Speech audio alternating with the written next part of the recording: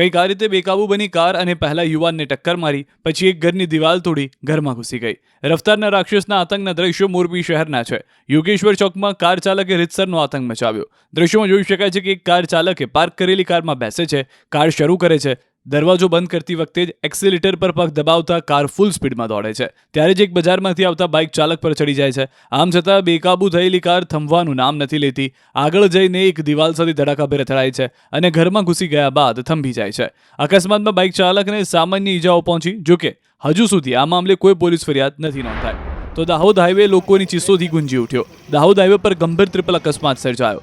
Indore Ahmedabad national highway પર એક પછી એક 3 ટ્રક અથડાઈ. ટ્રક ચાલકો અને ક્લીનર સહિત 3 લોકો ઘાયલ થયા. રાજકોટ શહેરના 150 ફૂટ રિંગ રોડ પર ગોંડલ ચોકડી નજીક મોટું કન્ટેનર અચાનક પલટી મારી જતા 2 વ્યક્તિના કન્ટેનરની અંદર મોત નીપજ્યા. અન્ય 3 લોકોને ઈજા થતા તુરંત સારવાર માટે સિવિલ હોસ્પિટલ ખસેડવામાં આવ્યા. 3 ક્રેન 3 જેસીબીની મદદથી મૃતદેહને બહાર કાઢવામાં આવ્યા. આ તરફ અમદાવાદમાં પોલીસ કર્મીએ સર્જ્યો અકસ્માત. વિશાલ નજીક કાર ચાલકે પૂરપાટ ઝડપે આવીને રિક્ષાને ટક્કર મારી. વટવા પોલીસ સ્ટેશનમાં ફરજ બજાવતા કોન્સ્ટેબલની કારમાંથી ખાલી બિયરની બોટલ મળી હતી. અકસ્માત બાદ લોકોનું ટોળું ભેગું થઈ ગયું અને રિક્ષા ચાલકને સારવારમાં ખસેડી કાર ચાલકને ઝડપીને પોલીસને સોંપ્યો હતો. QR કોડ સ્કેન કરો અને ડાઉનલોડ કરો ન્યૂઝ 18 એપ. મેળવો ગુજરાત અને દેશ દુનિયાની પળે પળની અપડેટ્સ.